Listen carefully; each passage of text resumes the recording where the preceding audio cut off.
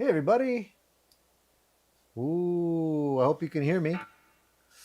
How's everybody doing today? Good. It's good to be back. We are show, I think, 281, if I'm not mistaken. And yeah, it's Sunday, Super Bowl Sunday, guys. How's everybody doing today? Everybody good? Give me some feedback if you can hear me okay, if everything sounds good on your end, just to make sure there's no glitches. And we'll get the show started. Nice to see everybody here this morning. I know that perhaps there's going to be less people joining us today because I think maybe people are setting up for Super Bowl. And, if you're a fan and you're getting ready for the game, then there's a lot to do before people show up. I get it. I'm not a huge fan of football. So, for me, it's cool to watch the Super Bowl, but, I can't say I'm a hardcore fan or anything like that. So I'll be kind of glancing in and out to see who's going to be, winning the show today, taking that cup home. All right, let's say hi to the guys that are here and let's get started. Can you guys hear me okay? If you can, please give me a thumbs up just so I know. I think Jamel says it sounds great. Good. Nice to see you, Jamel. Haven't seen you in a while, buddy. I hope you're doing well. Good to have you back. So let's see here. We got Jack in the house this morning, and he says he's just sitting here with his Les Paul Studio in his lap. That's a good way of spending the day. And Danielle is here also. He says, spent much time listening to music. Seems I have a guitar in my lap for many hours today, but rarely do focus on listening. Tempted to buy a turntable and play old albums. Yeah, that's nice, man. If you're an old guy like me, you remember the how nice it was to listen to records uninterrupted, undistracted with all the your phone pinging you every 2 seconds and dropping the needle trying to learn the songs. Those were good times. I remember like looking at the album covers and reading the words and the lyrics. I like that. And I think a lot of people are itching to get back to that. Unfortunately, a lot of the vinyl today costs so much. It's kind of it's taken a turn. It's like either you're full on streaming or you're building up your vinyl collection again. It seems so. That's pretty cool. Yeah, I agree with you, Danielle. That would be a nice thing to do. Buy a turntable and listen. Yeah. And Danielle says, "I'm surprised how many are totally manual these days. I would want at least a manual lift or shut off." If I remember back to my record collection, my turntable did have a automatic lift. I remember it having that, and I think it also had an automatic shut off as well. But I think today there's a lot of these units that are USB enabled, so you can kind of hybrid type of thing. It is expensive to buy records, Jamel. But it's an investment if you're into the warmth of the sound that you get from a record. I think nothing beats it. I'm all tangled up here today. What's going on? Hold on a second. Let me just unplug something here. I got too many wires. Too many wires. All right, let's get that plugged back in properly. Yeah. So last Sunday I wasn't able to do a show. I was actually in Vegas for business, not necessarily pleasure, but you try and squeeze in a little bit of pleasure while you're there. Great time in Vegas, very busy, very tiring, but I'm glad to be back now. And unfortunately, I wasn't able to catch Def Leppard. They're doing shows in Vegas now. I don't know if any of you guys know this. It would have been cool to catch one of their shows. Not that I'm a huge Def Leppard fan myself, but I do appreciate the '80s music, and they seem to still be able to pull it off. It's one of the bands that I think aged well. The singer's able to sing, the guitarist's able to play. It's all. I think they're able to do it, unlike a lot of other bands. I don't know if you guys.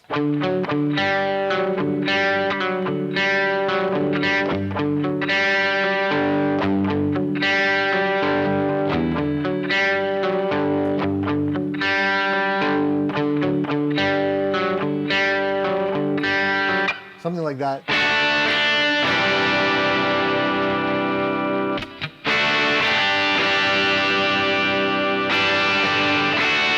They're still great songs, you know?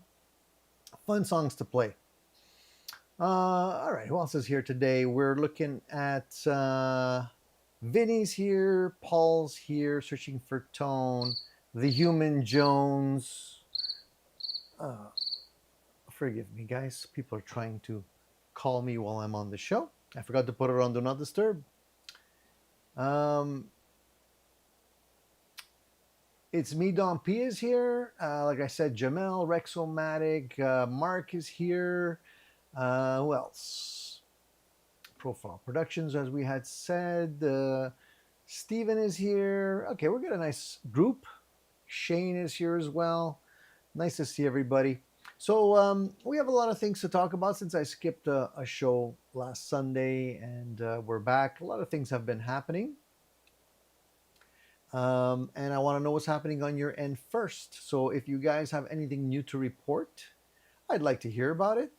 On my end, since I wasn't around, I didn't really, acquire anything new or have time to experiment with much. I have decided, though, that I'm going to mod my Charvel.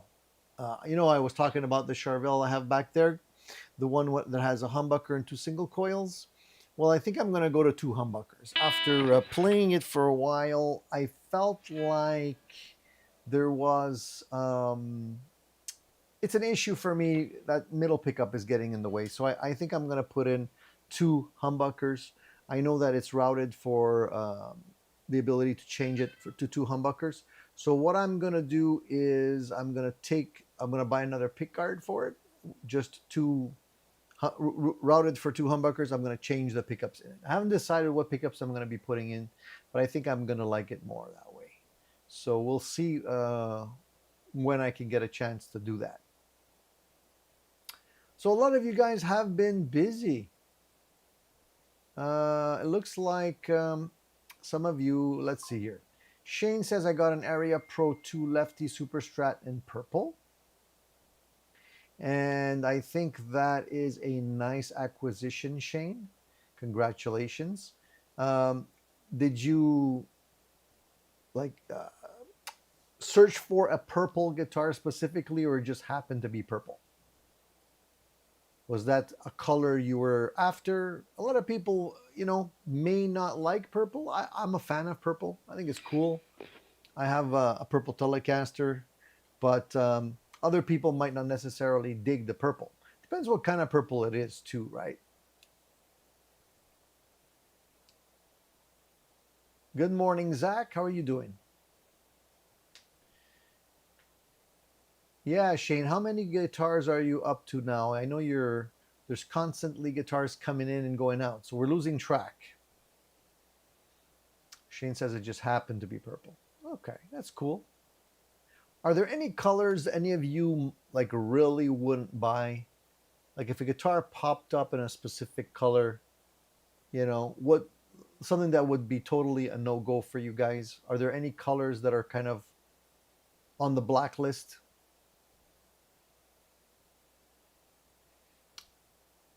I think maybe like pink for me, unless I've seen really cool pink paisley Telecasters back in the day, and I'm always like, I like the paisley, but I don't know if I'm confident enough to rock the pink paisley. You know what I mean?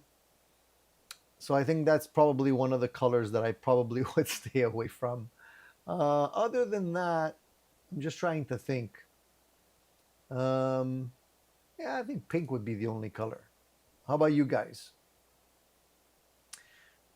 Good music is good, says neon is a bit too flashy for me. Well, I mean, I ended up getting that Charvel, which is like Ferrari red, which is pretty flashy if you ask me. Is there any other colors? I once had like a highlighter yellow Ibanez, an RG. I think it was an RG 450 or something like that. I don't remember. It's been a while, but it was highlighter yellow. It was really bright. I didn't keep it for that long. Not that I didn't sell it because of the color. I just sold it because I didn't really dig it that much. So, but yeah, it was very eye catching. So if you need attention, highlighter yellow would be a good color to get.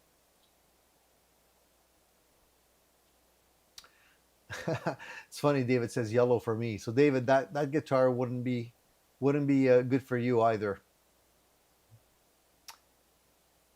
Black and red is classic. The black hardware is badass. Yeah, the first guitar I ever bought was completely a blacked out Ibanez Roadstar 2 during those days, and everything was black. The body, the hardware, the bridge, the tuners, everything was black on it. It was pretty cool. I haven't really seen that many models like that pop up since then.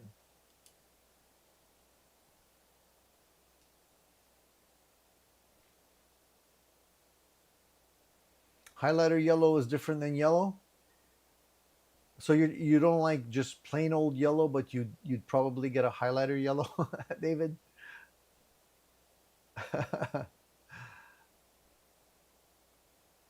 Human Jones says, I'm not too down with these coffee mocha burst fenders you see sometimes. Yeah, I think those in between colors that you see sometimes kind of don't jive with me. I prefer like a standard solid color. Most of my guitars are either white. They're either bursts of some sort. I have like off white stuff like that. What else do I have in here? Red, black, purple. But most of my guitars are I like the natural wood. Like whenever I can actually see the grain, like this one. I like that. I like to be able to see the grain.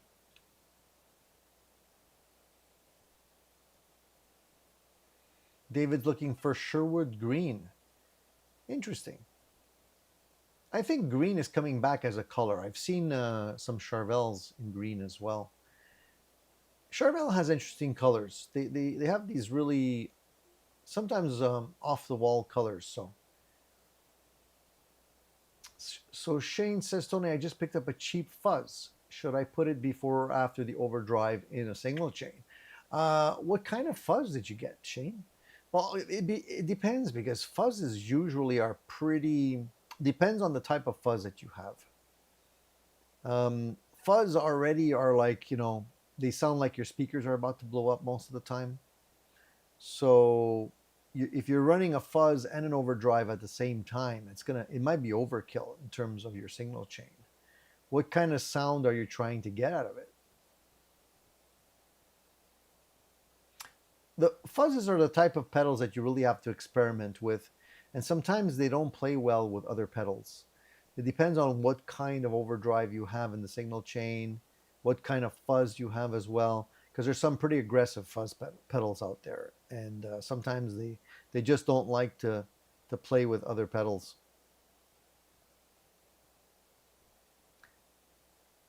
So Shane is a big fan of green. He's got 4 green guitars. And Steven says, I prefer to see the wood grain of the guitar too. Yeah, there's something about that, knowing that, your guitar is like the wood under the paint is good.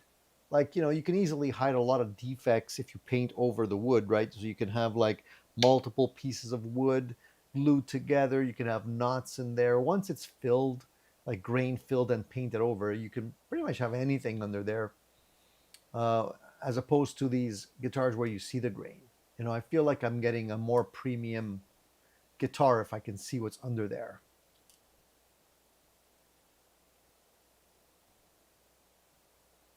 Vinny says, I just picked up a Selder JM, the cheapest JM style guitar on Amazon in metallic green. So I'm not familiar with that brand. Selder JM. I gotta take a look, see what that looks like.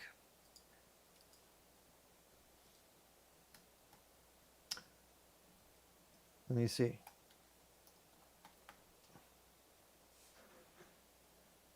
Um,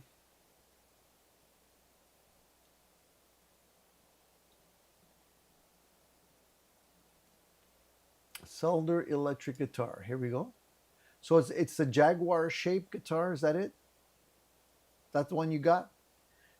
Is it the one with P90 pickups on it? Yeah, it's pretty cool if you're into Jaguar, that Jaguar shape. Nice. So Shane says it's a cheap Donner stylish fuzz. Do you know the name of it?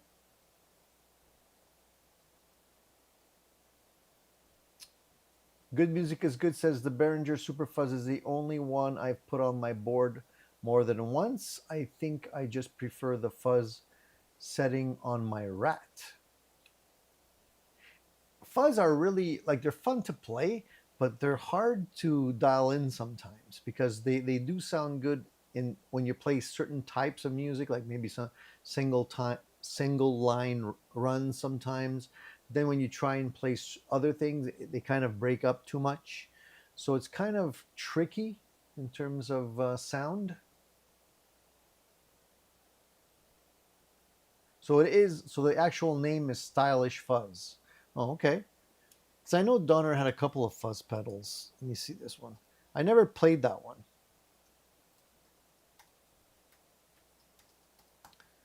Is it like a fuzz face clone or something? I'm just trying to figure out what it is. Uh, okay, it's the mini one. I guess the mini pedal, right?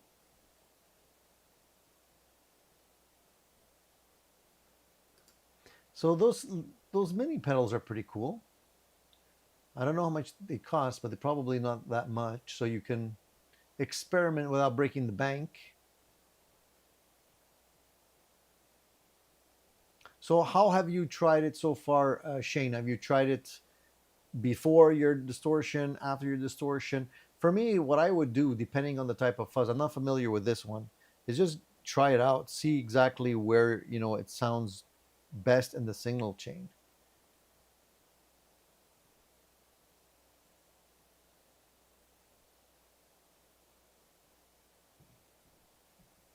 I would put it on either side of the signal chain and see, first what kind of results you get.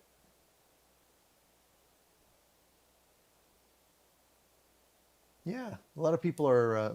There's some information on that online. I think if you do a little search, under $20. Wow, that's a deal.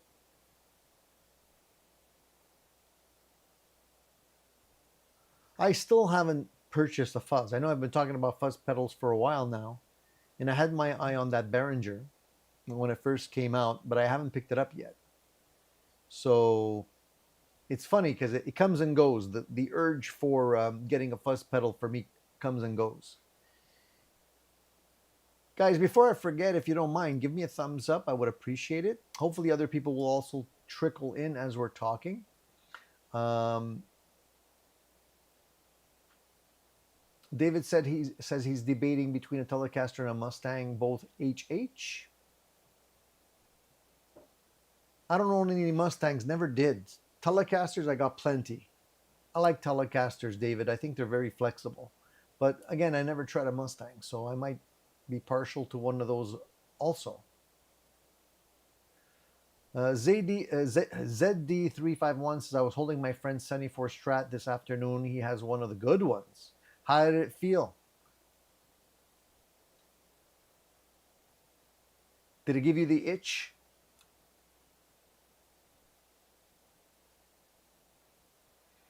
Good Music says the Behringer also has a great clean boost setting too. It's also nice to have that, to have a clean and the fuzz at the same time, so you can go fully nuclear or clean at the same time. Rex says, Tony, I posted a guitar for you to guess early in the chat. What do you mean guitar for me to guess? Sorry, Sorry, Rex, I didn't see any of that. Let me scroll back a little bit here.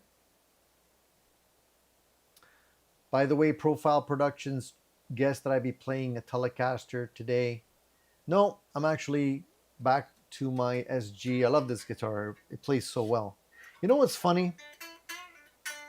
This guitar has Burstbucker pickups in it, and I never was a fan of Burstbucker pickups. But in this guitar, it really works. I had Burstbuckers in one of my Les Pauls, and I didn't like them. But in this guitar, I don't know. I don't know why. It just works. And Profile's asking, what's new with Synergy this year? Interesting question. I mean, Synergy, what are they up to these days? I think, if I'm not mistaken, they've come out with a couple of, well, I know they have the head module. And I believe they also came out with a combo, which I think is pretty cool if you're into that type of thing.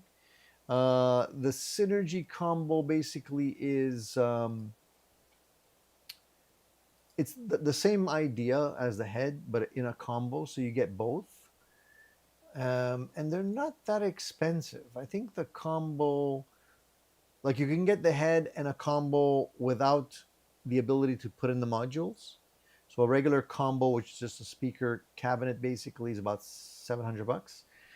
You can get the head unit for about $1,600, but then they have the combo where it's both. You can actually have all in one, like a regular amplifier. Those look cool, and they also have some nice Tolex options as well. I can see they have like snakeskin, they have tweed as well, and stuff like that. So I guess you can maybe special order some of those, which would be really cool. You know, grab one of those combos, put in the module of your choice in there, and they're not that expensive, I don't think. I'm trying to find the price for the combos. Oh, here they are. Yeah, so they have 1x12 combo amp and tweed, for example, is $1,700. The regular one is $1,004. Then they have different types. Custom Shop AC Classic Style, which is $1,006. They have another one which is in baby blue, which is interesting color. Another one which is blue snakeskin, which I find pretty cool, $1,006. They all vary at about $1,600 for the combos, which look really nice. I've been, considering a Synergy. I don't know if I'm ready to take that plunge, but maybe. There's a lot of things that I'm eyeballing these days, and that's one of them. So we'll see. Let's see here. Any other questions? I'm trying just to scroll to see if any. I think a couple of you may have asked questions along the way that I missed. So I'm just scrolling back. Let's see here. So Rex said, hello from Phoenix, acquired interesting 25-year-old guitar with piezo hum single coil pickups, rosewood, maple neck, ash body shape. People seem to react strongly for or against, under 1K. Can you guess the model? Let me think. Okay, so that's your question, Rex. Let's see here. With piezo. Humbucker single coil pickups. Humbucker single coil. People seem to react strongly for against. I'm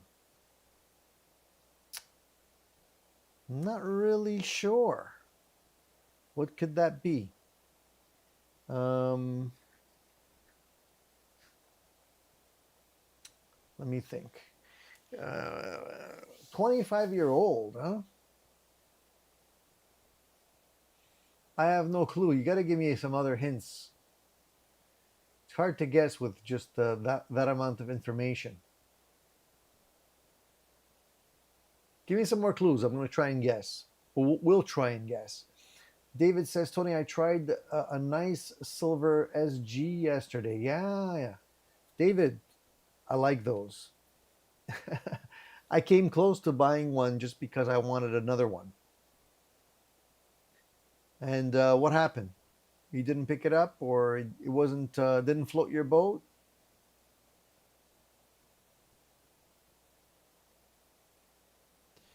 Profile Production says Bad Bunny halftime. Yeah, a lot of people are talking about the halftime show for the football. Thoughts on the purple Yamaha Justin Bieber played at the Grammys? Shane, I think it was more. I think there was more attention brought to his underpants and socks. I don't know, man. Things are getting weird, weirder by the day. Mark says, no new gear from me since last time, other than the Spark 2 amp I use for practice. Pretty fun. Those Spark amps are pretty popular, and a lot. Yeah, I think they could be loud enough for small gigs, right, Mark? Pretty flexible in terms of piece of gear. Jamel says I started buying my favorite Hendrix box set. I spent large amounts to purchase the Fillmore East full performance of the Band of Gypsies. Very cool, man. I still have those. I still have quite a few box sets in CD format. I have the Led Zeppelin one. I have the Blue Note box set in terms of jazz, and I have a few others. I refuse to sell my CDs because I know they're going to come back in some form or another. Danielle says ChatGPT says adjusted for inflation, record albums cost about the same today as they did in 1970. Is that true? Is that a fact? Seems like they're more expensive now.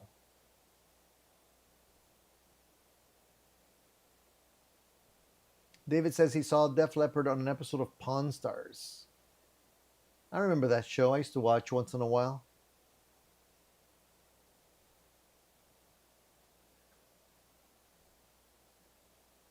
So David says that he already has an SG. The silver one was nice though. Where did you see that? Was that at your local store someplace, or was a friend of yours, or I came close to. I was at one point I was on a rampage trying to get one of those. Silver Mist, I think that was called, or something. And but I, it's funny, the ones I came across all had defects in them. I don't know why.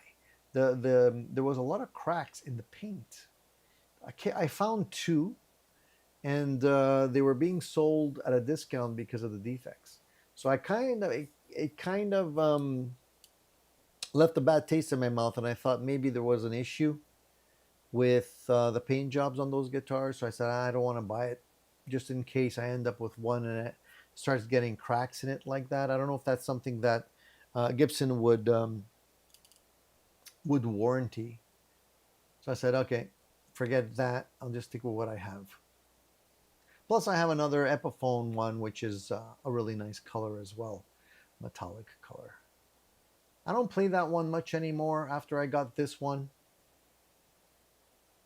but it's nice to have. I should actually pull that one out.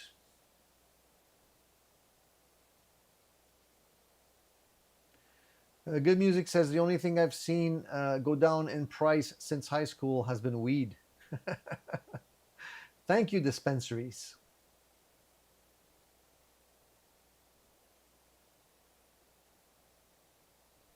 Parker. Yeah, you know what? I was about to say that. Parker. Those Parker flying guitars are cool, but yeah, they're very controversial in terms of the shape on those guitars. Some people love them, some people hate them.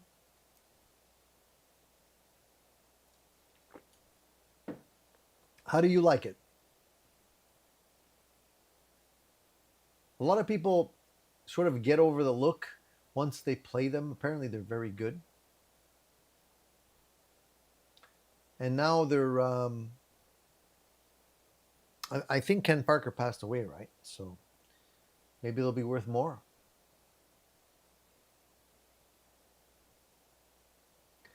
Paul says Synergy does the Wampler pedal head pedalboard amp to die for, but $600 USD. It is a have to have. I'm waiting for that one, Paul. I probably will get one if it sounds as good as I hope it does. I know $600 US is not cheap, but you can do a lot with it. So I'm waiting. I'm waiting to get more information. I'm waiting for more videos to trickle out, so I'd be able to make a better buying decision. But yeah, it's on my radar for sure.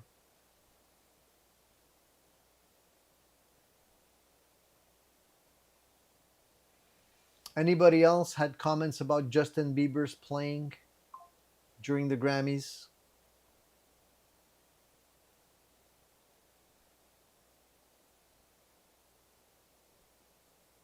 So a shop had one, David. I guess you're gonna see them from time to time pop up. Was it new or used or?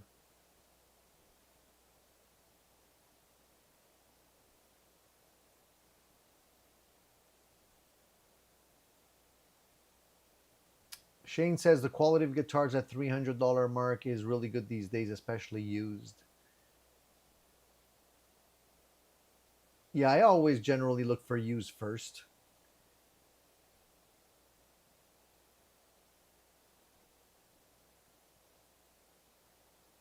Shane says actually I had a coworker pass away over the weekend, only 62. Really? Wow, that's rough, man. 62 is young, relatively young. Yeah, you never know, dudes. I'm a fan of Adrian Belew, says David. He was a Parker player. Wrote a nice message when Parker passed away. Adrian was a very how can I put that? He was out there in terms of his playing. I remember. He never became mainstream though. He was very respected in the musical circles. Other guitarists really respected him, but obviously he never really became a big name other than other guitarists respecting him, in terms of record sales and stuff like that. He did have a few good ones though.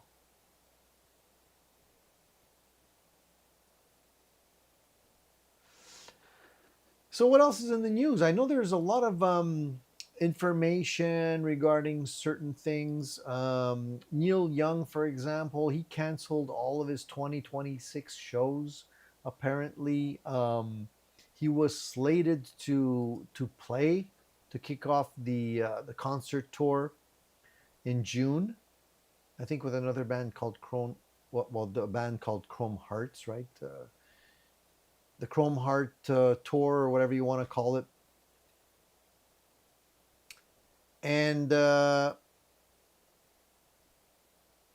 he basically canceled. We don't know, not sure why.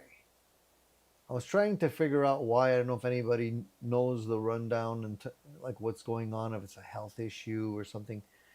He just said something like it now's not the time or something. I don't know what that means. Neil's a little bit odd sometimes. He's a little bit of an oddball. So you never know what you're going to get with that guy.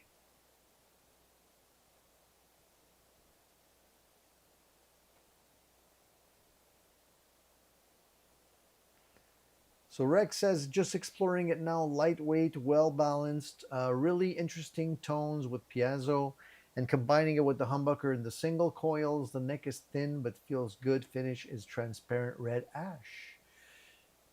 I think that's the reason why a lot of people buy those guitars is the just the flexibility in terms of how many tones you can get out of that guitar, right? I don't know, David. I don't know what Neil did. He's always up to something, that guy. Neil suffering from low ticket sales? Probably.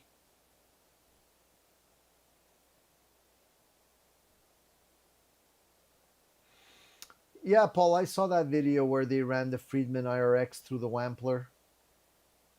I saw that video where Danish Pete, they were doing shootouts. And it wasn't just Danish Pete, they had a whole bunch. I think even Pete, not Pete Thorne, but Phil X also was trying it out, trying to guess which one was which and stuff.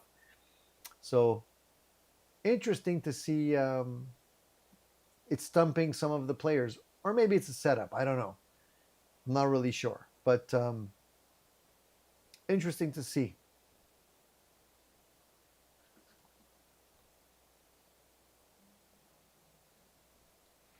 Well, being that he is around 80 years old, I don't blame the guy for not feeling it. You know what I mean? He's been doing it for a long time.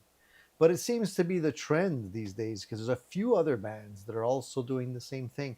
If I'm not mistaken, Dee Snider from Twisted Sister also canceled the tour recently. He recently announced that he wasn't touring, and I think he was saying that it's due to this is the 50th anniversary tour, I think it was, and he has some type of degenerative arthritis, and he's had a bunch of surgeries over the years just to keep going, able just keep him able to perform.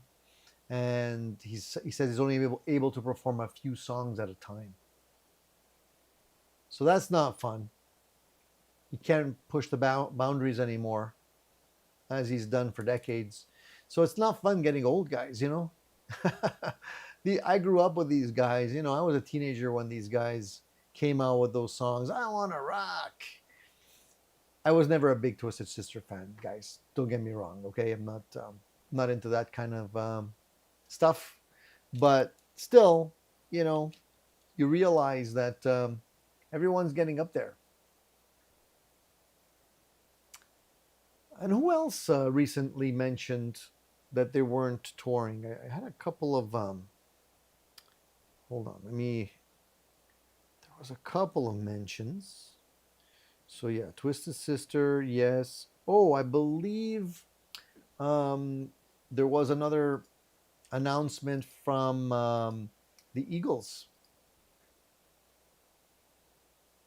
saying that it's probably going to be it in terms of their touring.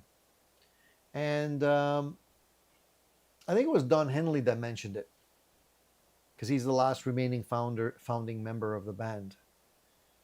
And he says that 2026 will likely be the final year for the legendary band, although they've said that before, if I'm not mistaken, right? And they just finished a bunch of shows in Vegas. I think they were playing in the Sphere. That Sphere is something else. I actually was up real close, and took a look at it, and I would love to go see a show there.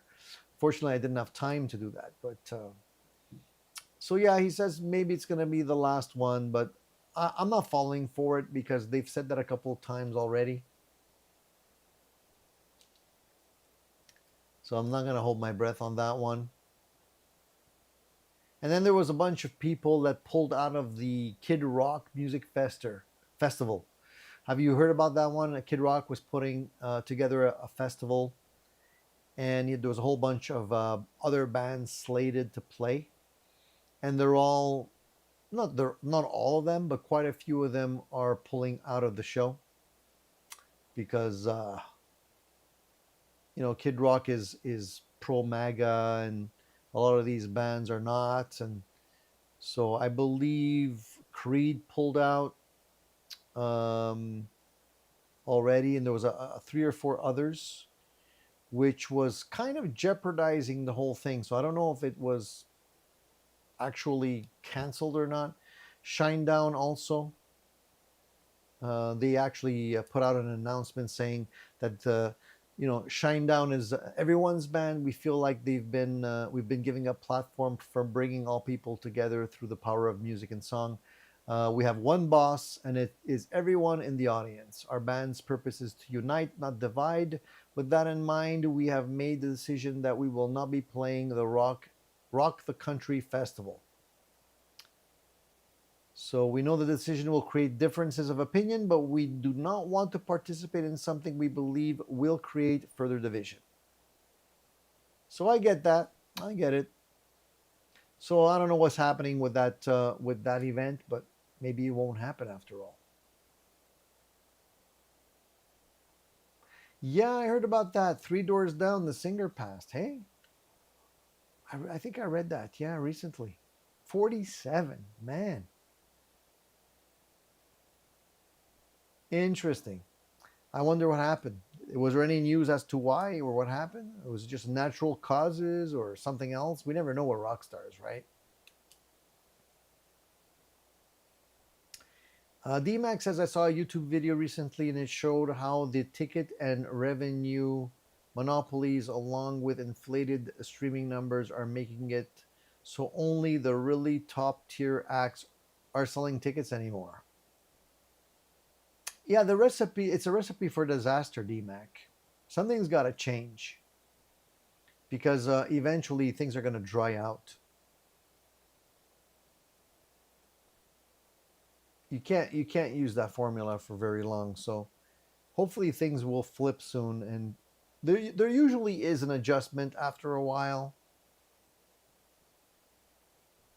Hey Ken, Ken says love the T-shirt.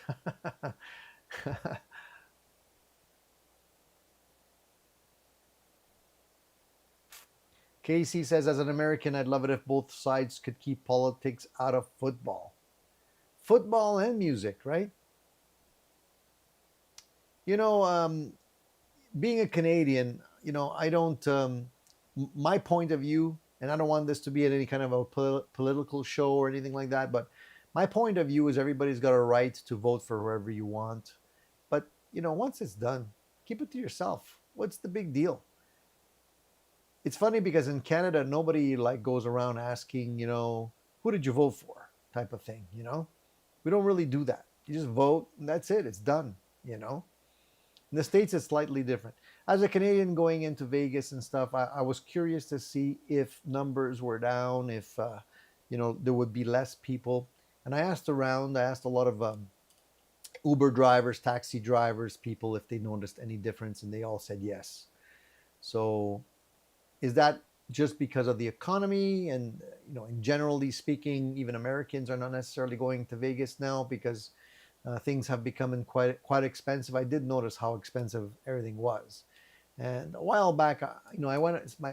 I've been to Vegas quite a few times, and it was always less expensive. But this year, it seemed to be quite a bit more expensive. So I get that people are not necessarily blowing money when the times are a little bit harder. Um, but still, all the shows and stuff they bring plenty of people in. So cancer, huh? Fuck cancer, man. I hate cancer. Man, too many people. Um, Paul says I saw the Guess Who in the 80s on recent video last night. The playing was killer, even though Randy can barely walk, but play right in the pocket. I was wondering how well they do. Paul, I was considering, maybe getting some tickets and going to see them as well. Yeah, Randy, the last few times I've seen him play, he's usually sitting down and he's got some kind of like a hand thing. Probably arthritis too, man. I got arthritis as well. And let me tell you, it's no fun. But I'm glad they can still do it.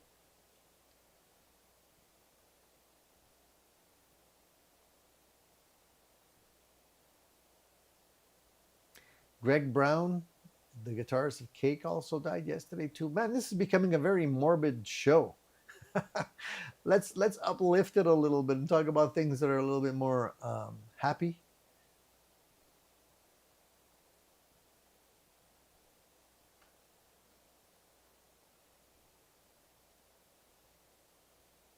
Kryptonite was one of my sets. Yeah, I remember that song.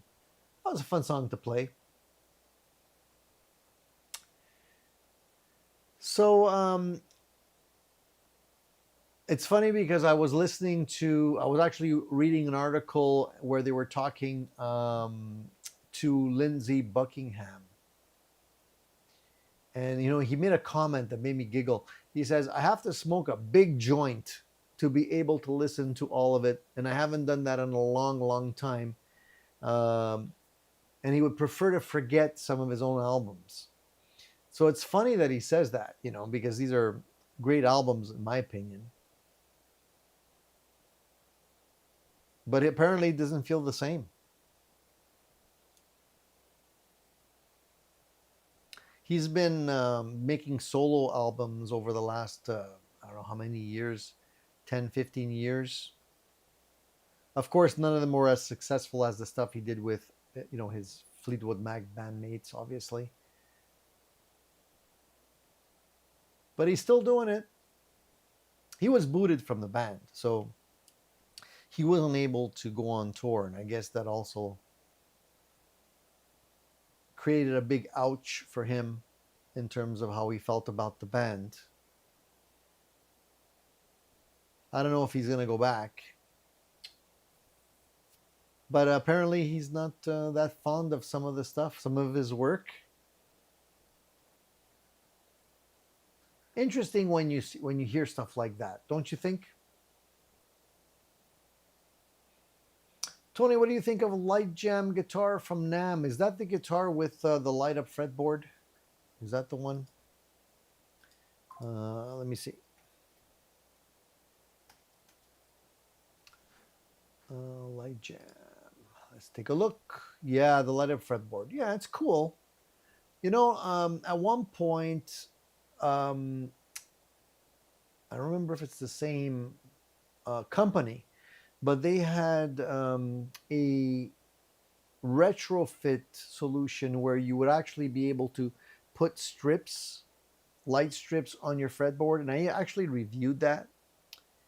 And it was pretty cool because for somebody learning, you have the fretboard lit up and you know where to put your fingers. So I get that. As a guitar, it could be better because you can turn it off and then people don't see the lights, right? It, the retrofit solution was a little bit awkward because then you have a whole bunch of stickers on your guitar and it's kind of obvious. So not the best. But if it's integrated into the fretboard and you can actually turn off the lights when you don't need them and use them as a regular guitar, that's pretty cool. I'm not sure how much those guitars cost though. Are there prices on their website? Trying to see here. $479 USD. That's cool. I like that. As you know, for somebody learning, I think that would be worthwhile.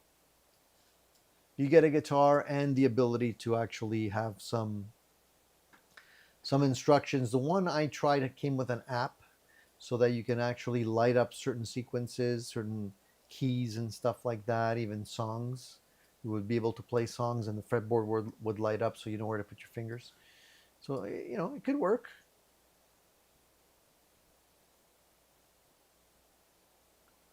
Casey says that he's so on a happier note, today I'm changing strings on my Nashville Telecaster and changing a pot on my 93 made in Japan Jackson.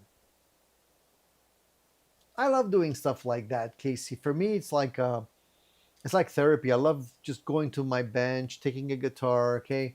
What needs to be fixed? What needs to be adjusted? Adjust the action, change the strings, polish the fretboards, polish the frets, all that stuff. I love doing that kind of stuff. I haven't done it in a while because now it's winter, and I usually don't spend too much time in my garage because it's cold. But every now and then, there's a guitar on there. I haven't done one of those messy workbench videos in a while. I should actually. Well, maybe when I change the pickups on my Charvel, maybe I'll document that for you guys. ZD351 says, I haven't bought any guitars since the 30th of December 2024. Then on the 30th of December 2025, I gave a guitar to a tech for a fret dress and setup. I've had that guitar since 1993. It came back like a new guitar. That's a good point, A lot of us would sometimes just turn our back on a guitar that wasn't playing right for whatever reason and not consider bringing it to a tech.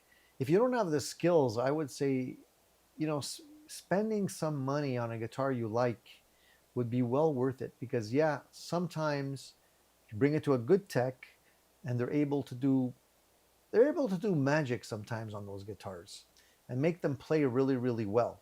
And it's worth the investment if it saves your guitar from just sitting in the corner gathering dust, in my opinion. Basically, if you have the skills, you can do it yourself. If not, it's worth it. Good music is good says I should change the strings on my SECE and set it up today, switching to 9.5s. I still haven't installed the Billy Gibbons strings, the sevens. I still haven't installed them on any of my guitars. I still have them in the pack. They're not even open. I got to do that. I've been talking about it for a long time. I haven't found the opportunity, and I'm not even sure which guitar I'd put them on.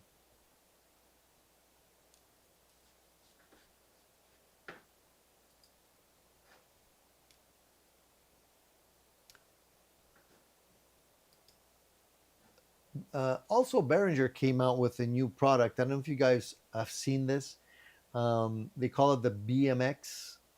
It's a 450, $460 clone of the Oberheim DMX. Have you seen that? It's not necessarily related to guitar, but it's definitely an iconic 80s piece of gear. So they're still cloning stuff. They got a lot of slack for copying the clon and then the fuzz pedal and a whole bunch of other stuff. They've been doing that for a long time, anyways. But they basically just released this new affordable recreation of the '80s classic. So, if some of you guys are doing recording, might be interesting. It's an old drum machine that was released in the '80s.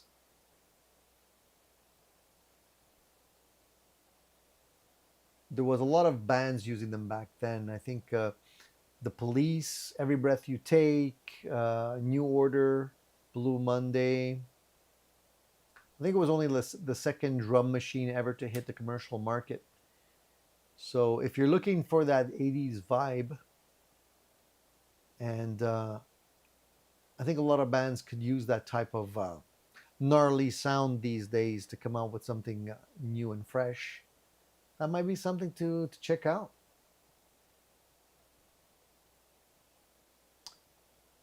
DMAX says, is it just me or do strings just last way longer than years ago? Um, I don't know. Perhaps. I never really thought about that. For me, the strings tend to last a little longer because I have so many guitars that I don't play just one. If you're putting all your playing time on one guitar, obviously the strings will probably not last very long. But because I, spend like 8% on this guitar, 2% on that guitar, 10% on that guitar, for me, they kind of last longer, which is good because otherwise I'd be spending a shitload on strings. So now I typically only change them when they break or when they become really like obviously dead. And sometimes they get tarnished just not playing them. If you don't play them, they just a lot of strings will just get tarnished and become dead too.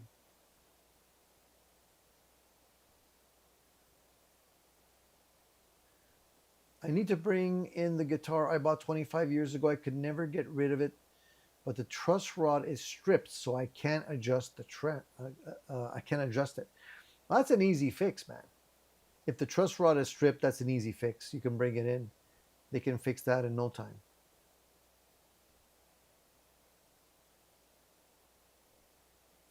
So Shane says, Tony, I've never been a big reverb guy. I'll be playing a 2,000 seater next week. Is there any point in using reverb in a medium-sized venue? Not really. In a venue like that, you should be fine. You'll get natural reverb anyways. Unless you really need it as an effect for a certain type of song. But generally, if you're in a 2,000 seater, you'll have natural reverb. So what's the venue?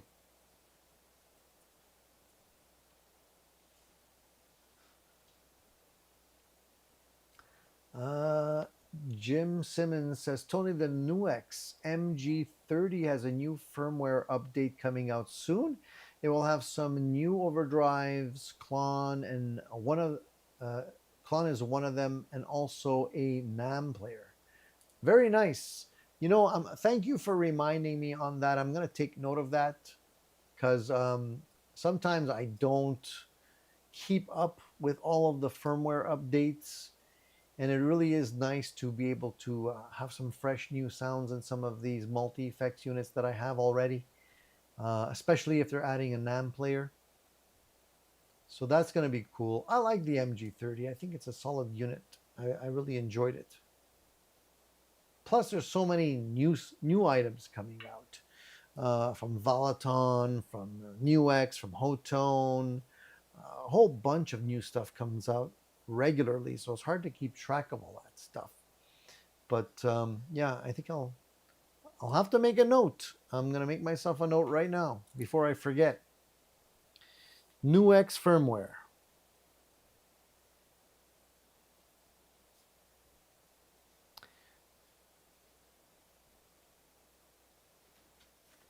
Noted. Thank you.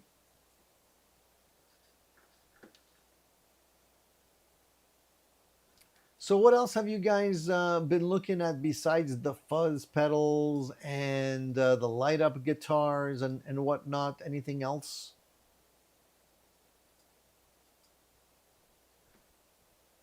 I'm wondering if I did notice, and this is not new, guys, but I noticed that Harley Benton, they now have the Tube 5 and Tube 30 heads for amplifiers. Back in the day, I had one of those Harley Benton combo amps that I reviewed on the channel, and now they have them in a head unit format, which is pretty cool because they're not really expensive. And not only that, they have the effects loop in the back. They have a built-in reverb as well. So it's basically the same amp, I believe, unless they gave it a little bit more gain. I'm not really sure. Um, More or less the same amp, two channels, which is cool. They have a set of the EC83s and 12AX7 tubes. The power tubes are EL84s. So you can get a nice clean gain and overdrive with the amps. So if anybody's looking for like an affordable amplifier that isn't too loud, I believe they have the 5, the 15, and I think they have the 32. Could be something to look at. Now, the only problem is obviously that Harley Benton mentioned that they're not selling on the US Reverb site anymore. And I reached out to them to see if they still ship to Canada, um, which I haven't gotten a response for yet.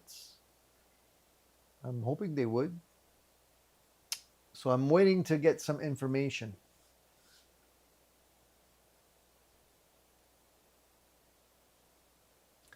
Nam had some great new gear this year. Yeah, they did have a few items that seemed really really good. Those Shark guitars were really interesting, although I don't know how expensive they would be. For somebody that's a tweaker that wants to be able to tweak their guitars, that's like tweaker's paradise. That guitar. I don't know if you've seen this thing, but it's a guitar. It's called Shark guitars, and basically.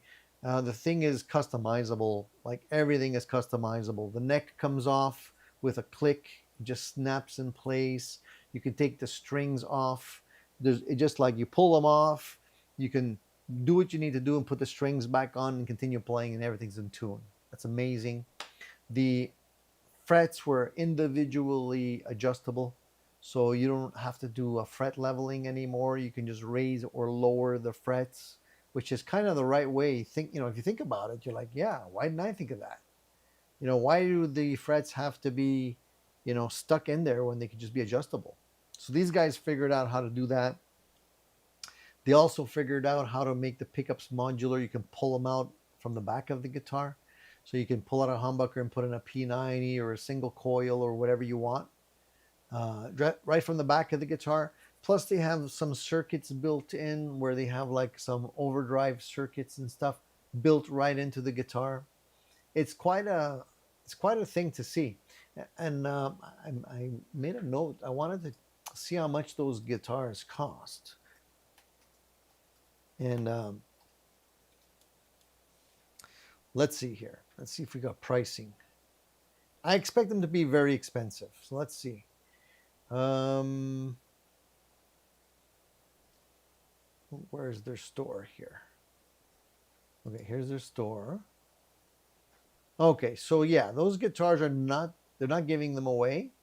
They start at about 3,500 USD and go up to, actually no, the lowest priced one is 2,750 USD. And then they go up to about 4,750 US. But everything about this guitar is custom, like it is like rethought. The Just the bridge, for example, they have this bridge which is like a trem bridge, like a Floyd or a Kahler, or the shallower bridges, all those type of things. But the cool thing about these bridges is that you can detune by going up and down, but the other strings don't change pitch. It's crazy. I don't know how they do it, but just the bridge is $780. Just to let you know. It's pretty crazy.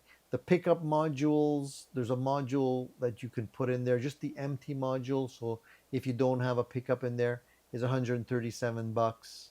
There's a boost card you can use as a booster, like a clean boost, which is about $50 you can throw in there.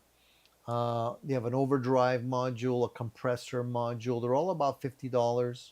Different types of overdrives, even delay and reverb that you can put directly into that guitar, which is crazy. So it's definitely redefining what a guitar is. I don't know how many people will want that. I know at NAM, Dweezil Zappa was all over it, but he is that type of guy. Like if anybody would benefit or want a guitar like that, it would be Dweezil. And Frank also was very known for wanting his guitars to be tweaked out, like getting different sounds, and he'd use it all as a palette, anyways. So that would have been perfect for him.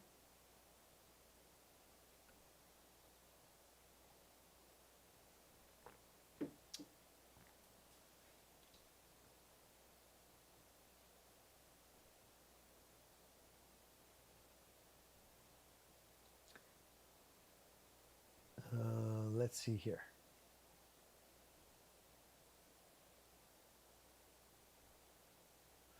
So DMX says, I heard the Harley Benton guitar cabinets and speaker choices are really good. Yeah, the one I had a Celestion speaker in it, and it was a very inexpensive at the time. Was very surprised. I mean, for the money, it was like pretty well built. I'm sure they're all made in China, but you know, it wasn't bad. It didn't sound bad. A lot of people like those.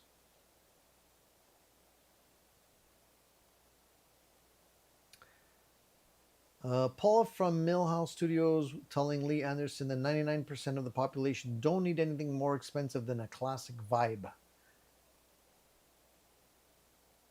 It is true. I think the majority of people don't necessarily need anything too crazy. You don't have to spend $5,000 on a guitar. And the classic vibe guitars are very solid. I've had them, and they would definitely do me for a while. I mean, it's just a question of whether or not you want something different or better. But, as a home player, he's absolutely right. I don't think you would need anything more than that. Shane says, I think I bought enough guitars this year already, going to focus on pickup upgrades. That's a good way of breathing some fresh life into your guitars, Shane. And you're talking to the right guy, man. I do that on all my guitars. So much so I don't even remember what pickups are in which guitars anymore. Sometimes I gotta look. I gotta look under the picker. I'm like, oh yeah, I already changed these. I lose track sometimes.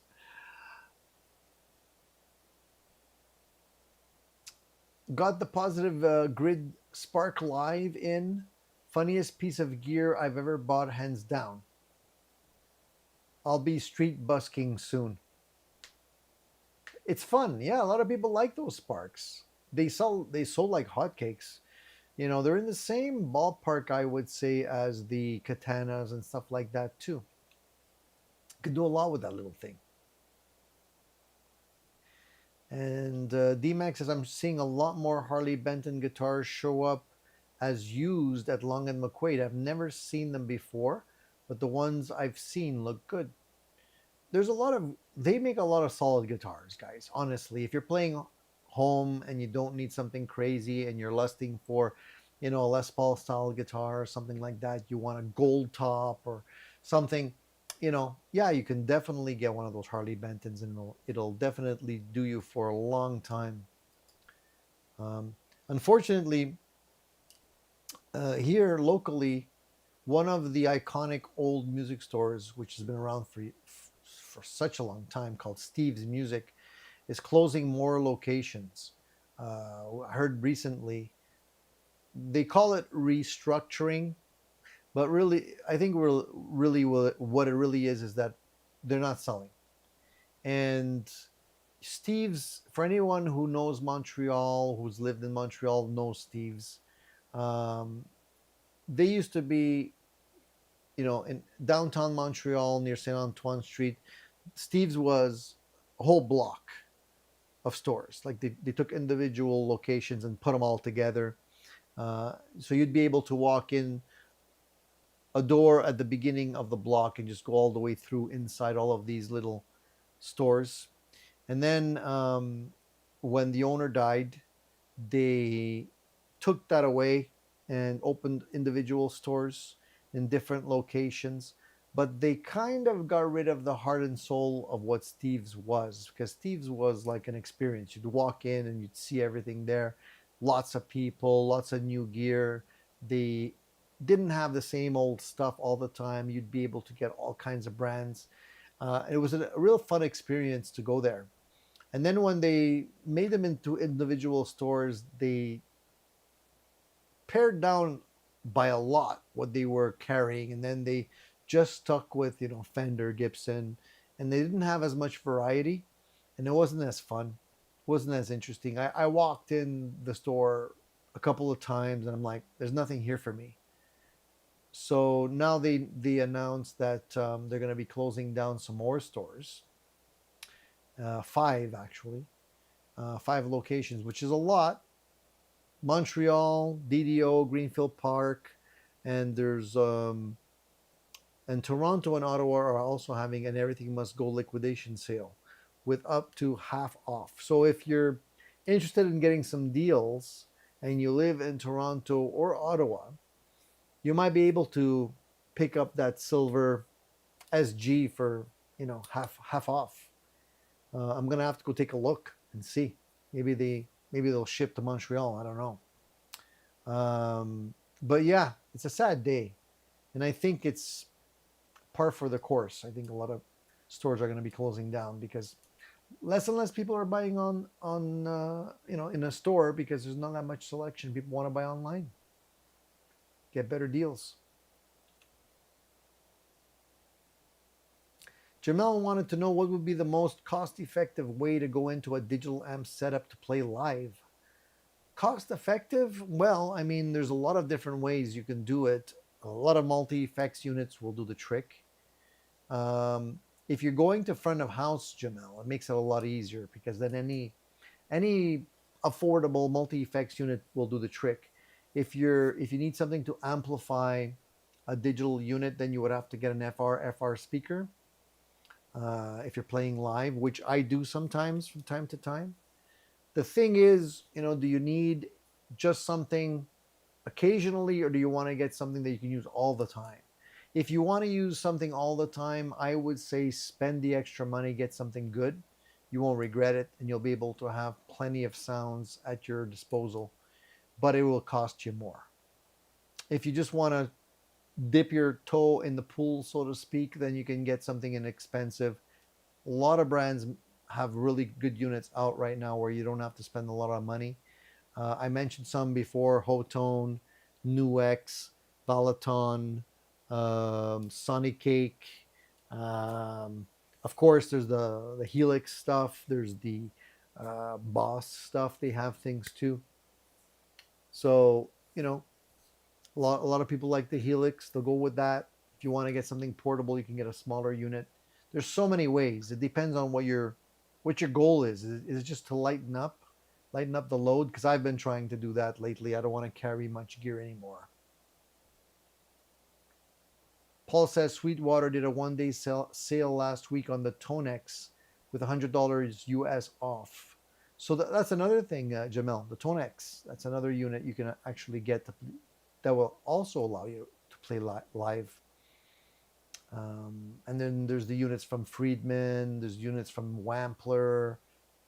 It's a smorgasbord of selection nowadays for guitars wanting to get into the digital amp realm.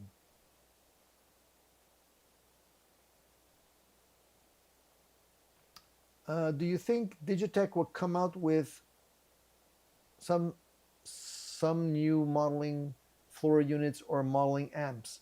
I don't know. I mean, to me, I feel like Digitech has fallen behind the times. It used to be that Digitech had cool stuff coming out regularly, and lately I haven't been hearing much. So I don't know what's going on with them. I haven't even been to their website in a long time. So I think they're still concentrating on pedals for whatever reason. They do have some interesting things like the S drum pedal, which is basically strummable drums. You scratch across your guitar strings, and S drum lays out a kick snare pattern for you. So you kind of like give it a rhythm, and it kind of does the rest, which seems cool. In theory, on paper, I don't know how well it works in real life. So they're getting into like a few freaky things, but as far as actual multi effects units and stuff like that, they haven't really come out with much lately. So I don't know. It's a good question.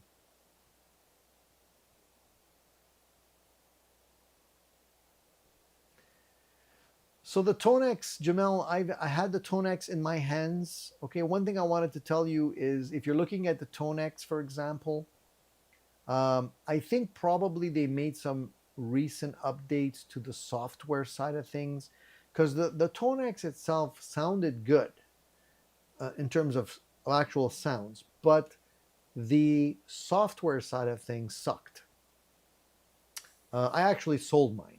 I didn't keep it because I was very frustrated with the software part of things because it wasn't really plug and play and wasn't easy to drag in new sounds and do all that kind of stuff. Now I don't know if they actually updated that.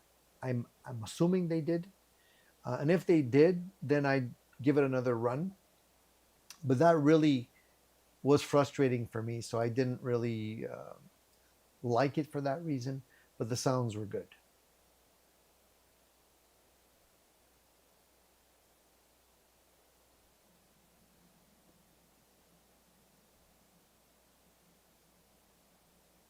David says he used to shop in Steve's in Ottawa. Not my favorite shop though. Staff wasn't that nice.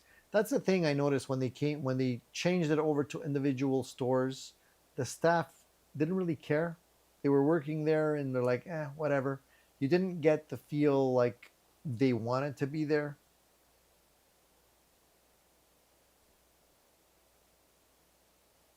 I prefer used guitar shops, to be honest with you. Because if you have a good one in your city, you can go in there and find really obscure stuff. And oftentimes it's cool stuff. Nowadays it's run of the mill. You go in, Fender, Gibson, um, you have Black Star amps, Fender amps.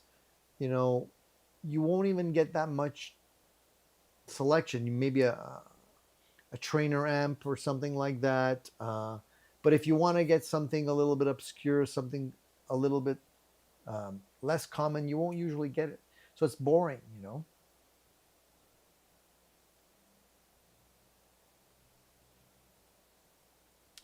Paul says the modeler thing is literally getting cheaper every day. The guy that invented the Namtech brought out revision 2, means it can run without costing more on a small cheap rig.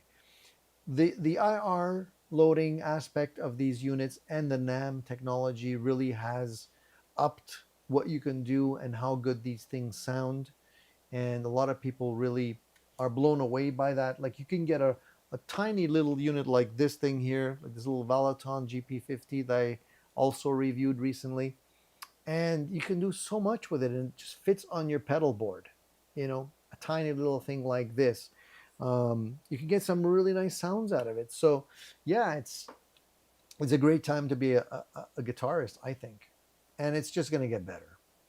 Now there's going to be IR technology, um, not IR, sorry, AI technology that's going to trickle into a lot of things and probably even make it better.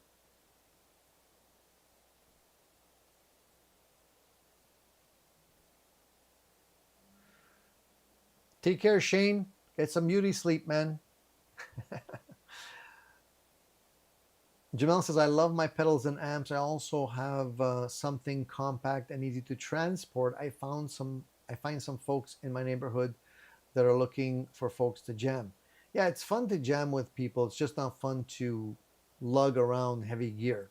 And I've been trying to downscale. And Jamel, I know you haven't been here for a couple of weeks, but I did a review on the little Joyo, that little Joyo unit there on my Marshall. This guy right there. I don't know if you can see it. I'm trying to point to it without necessarily pointing to it. This guy. That thing is tiny. You can see how small it is. And I used it for my last rehearsal, and it actually did a great job. It worked fine. It was loud enough to hang with the band and everything. And I'm like, shit, why do I need to bring an amplifier? I can just bring this guy and, a few pedals and dial it in relatively clean and use my pedals for gain and all that kind of stuff. It has an effects loop on it, and it's tube driven.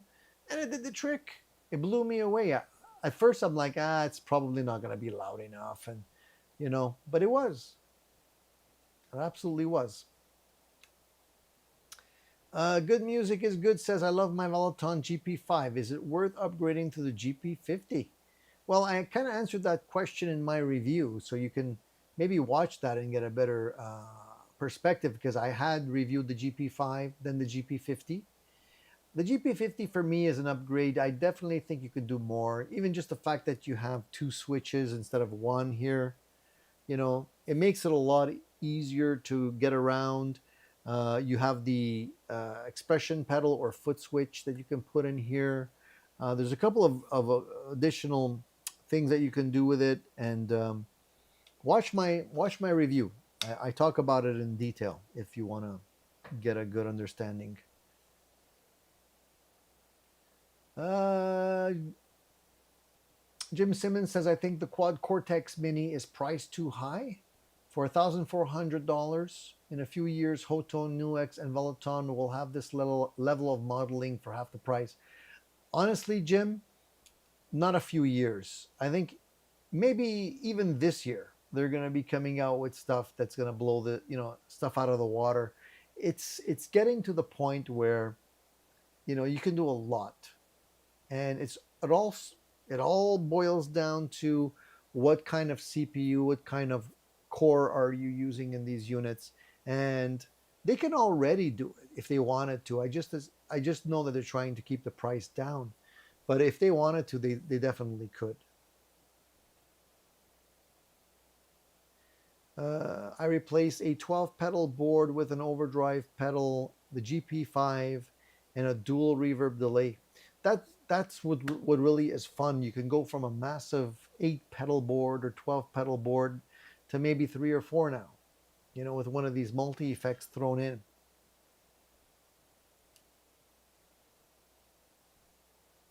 DMAX says, Jamel, the Blackstar Amp series has impressed me. They are powered floor units that will power into cabinets and front of house. The power feature of the unit is great for plugging into cabinets. Yeah, it's true. He's actually right. Yeah, they also came out with a series that would be kind of like what Wampler is trying to do. But I think if you're gonna spend like over $250, $300, save a little bit more, get the Wampler stuff. I think the Wampler stuff in conjunction with Synergy is gonna be really good. I know that Friedman also came out with a unit that they did in conjunction with Synergy, which is the fully loaded, full featured version, but it's going to be more expensive. But it's pro gear, that's pro gear.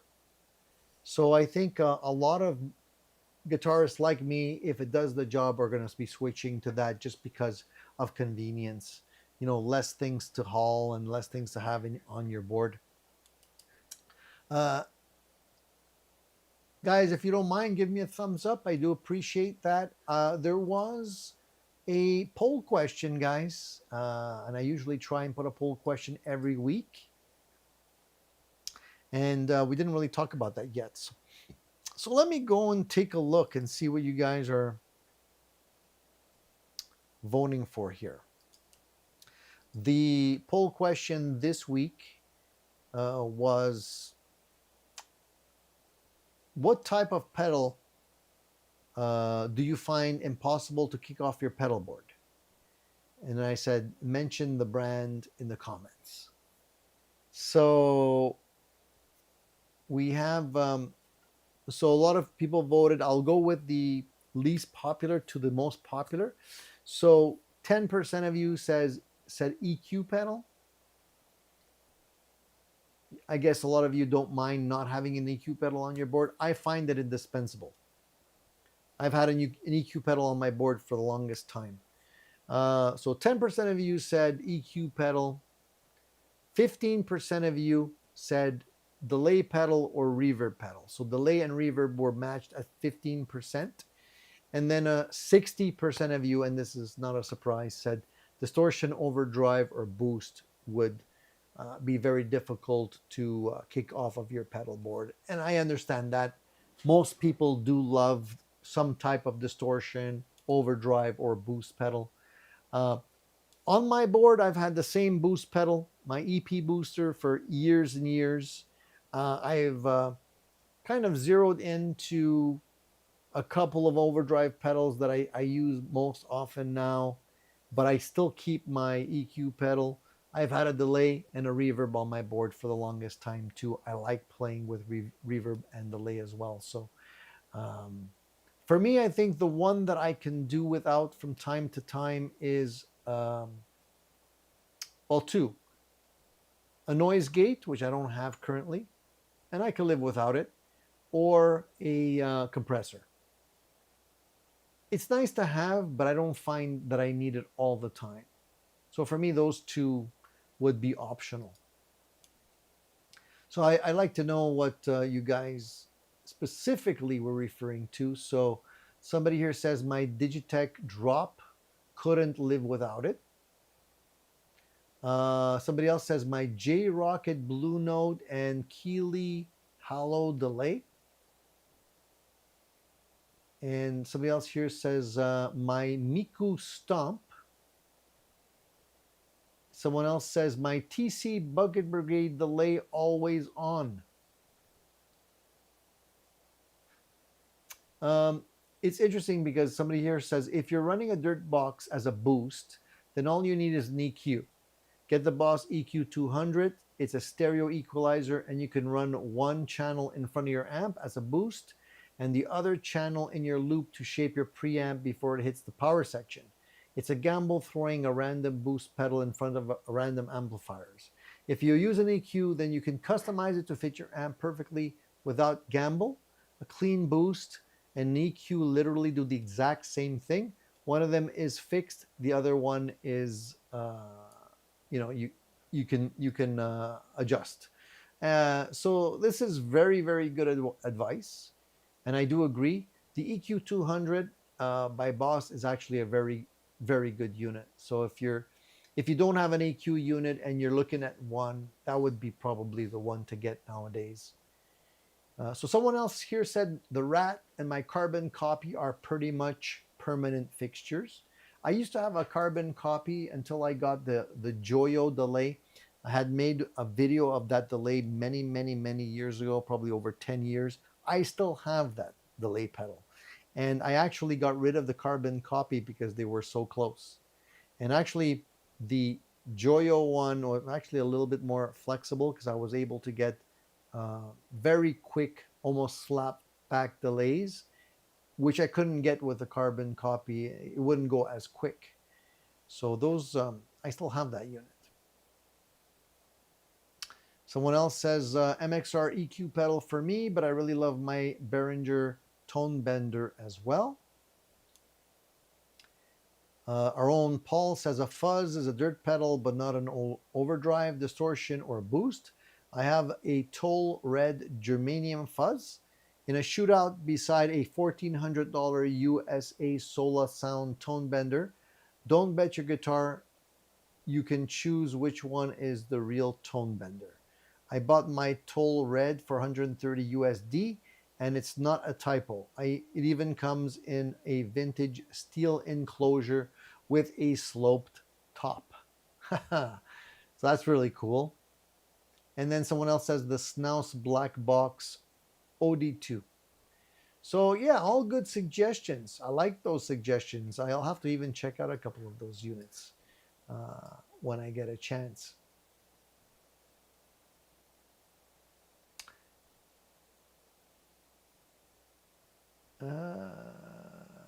Let's see here. Eddie says I have a Yamaha THX desktop amp, and I love it. No menus, just knobs, can dial any tone and be up and playing in minutes. I checked out one of those, Eddie, and I almost grabbed one when they first came out. I think those also were really good sellers, and they sound really good. Yeah, before all the other ones came out, I think they were one of the earlier brands to come out with one of those units.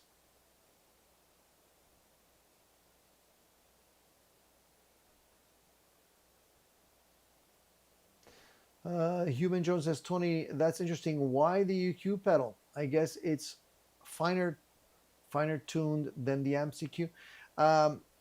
If you're playing live in a band, you'll understand immediately why.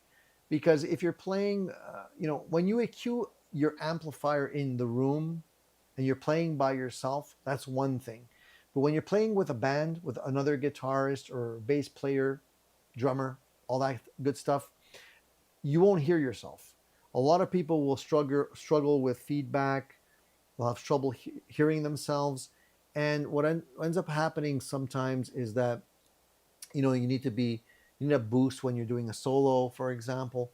Well, instead of playing louder, and that's a mistake a lot of musicians do, they'll just play louder because they can't hear each other. Then the other guitarist is going to put his amplifier louder because he can't hear himself. And before you know it, the sound's going to be out of control.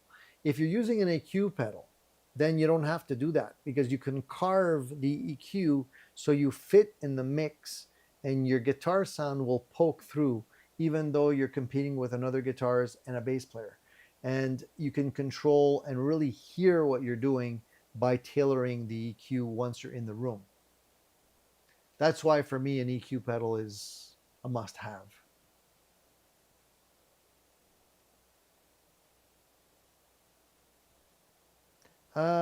Tony, there are also some good amp modeling suites for free, like the Amp Box, Amp Locker, Tonex. No need to buy a Spark if you have a decent computer. Yeah, absolutely.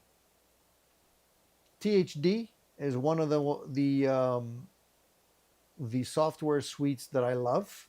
I actually had one of the founders of the company come on the show, and we talked with him, and I did a review on that. Amazing stuff, great quality software. I highly recommend it. There's quite a few of them.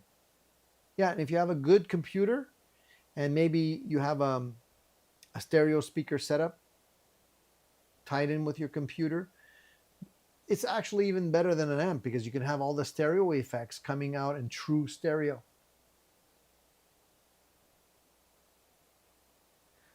Does the Joyo delay have a mod setting like the carbon copy? No, it doesn't. As far as I know, they haven't ever changed it. It's been a long time, so maybe they came out with another version. Let me take a look. The one I'm referring to is just called the analog delay. I think you know which one I'm talking about. It sells for about 40, I don't know, $45 or something like that. Back in the day, it was even cheaper. As far as I know, they've never actually come out with a mod button on that. But that would be something that they should do. I think they should do that. They should do that. It works very well for me. I've had it for years and years. I was thinking it might just break on me, and then eventually I'd go with something else, but it never actually died, and it works really nicely.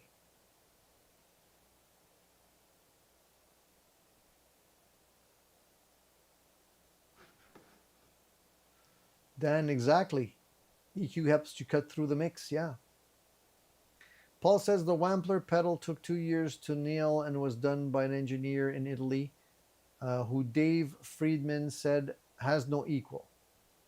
Dave said the guy is obsessive his thing and his things have to be perfect. I honestly don't doubt it.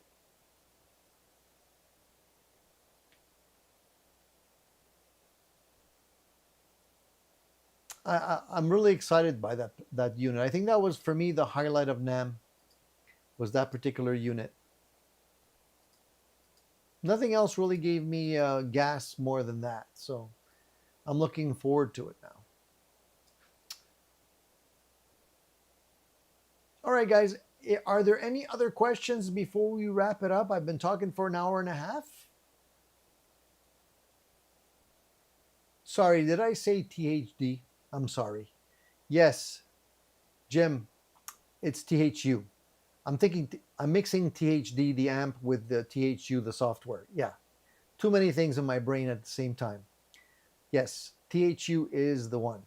And Jim, you can also check that review. I did a full review on that and talked about that and talked to the one of the founders. He gave a lot of cool information about the software, how they go about getting the sounds, how they actually mimic the real amplifiers. It's not necessarily just getting in the ballpark. It's actually like mimicking the actual classic amps, which you can't even get anymore.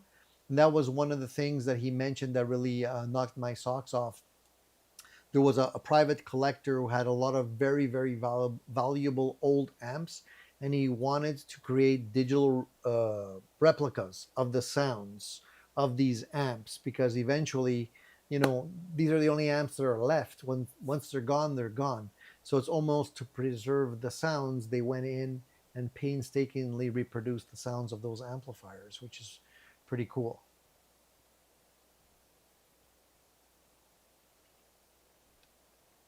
Human Jones says, that's right, thanks. My bass player can never hear himself, and his amp has the fancy fader EQ on the front. We tweaked it, and it helped a bunch. It's all about EQ, man. Once you master EQ, you're going to get a great sound. If you have a sound man, working with you, if you're a band, that's his job, and he understands EQ, and he'll fix it so everybody can be heard in the mix, and you'll have beautiful sound. All right, guys. Well, I had a good time too. I hope you guys enjoyed it. I appreciate being back. I missed you guys.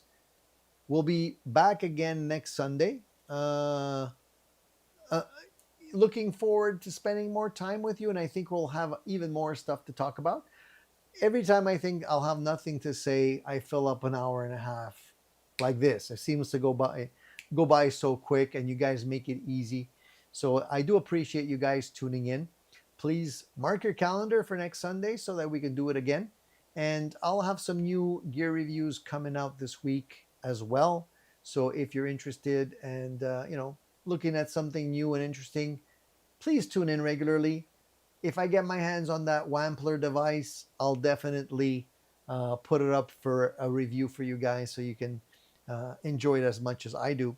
I have no guarantee I'll even get one, and I don't even know if they're available. They'll probably be a few months before they actually are available to buy, anyways. So we'll see how that goes. But I appreciate you guys. I enjoyed talking with everyone today. And please, on the way out, if you don't mind giving a thumbs up, I would definitely appreciate that. All right. Have a fantastic week, guys. Go out and play your guitar a little bit before you do anything else today. You deserve to have a little bit of R&R and fun time, and we'll be back next week with more. Till then, stay safe and go play your guitar. See you soon, guys.